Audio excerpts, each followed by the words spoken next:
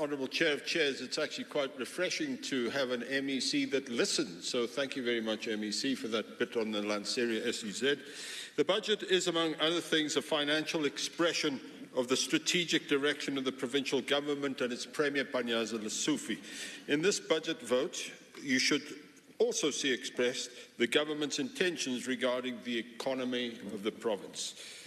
In his SOPA, the Premier said, our approach to economic growth is firmly grounded in the reindustrialisation of Gauteng and the deliberate inclusion of township and local enterprises in the mainstream economy. Good vision. We support that vision.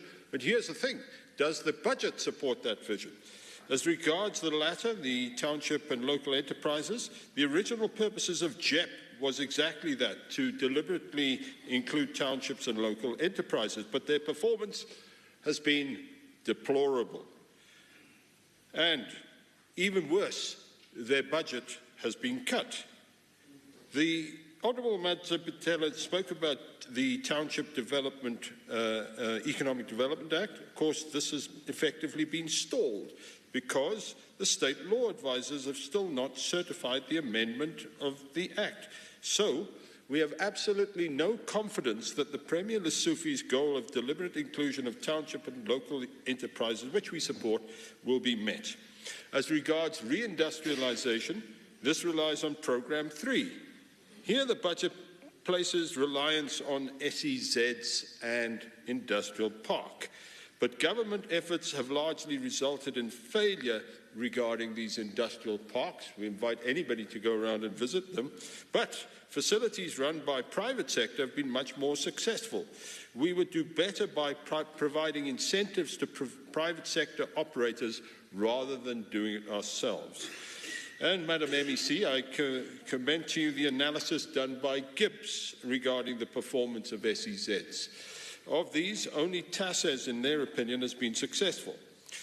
I will leave aside arguments that your predecessor and I used to have about SEZs. Safe to say that the Vaal Special Economic Zone is not a zone in the proper sense. And with footprints in 3 different municipalities, scores of kilometres apart, that SEZ rather looks like Bophuthatswana, the dark days of apartheid. But the fact is, as has been expressed by colleagues, it is well behind in what it was supposed to deliver. And the service delivery measures in the budget do not align with the APP's or the Premier's vision. This vision, therefore, will not be realised by this budget. Success should be measured by an increase in the gross domestic product and a reduction in unemployment. But recently published GDP numbers were bleak, and it's because the South African GDP is largely held back by a sluggish economic growth in our province.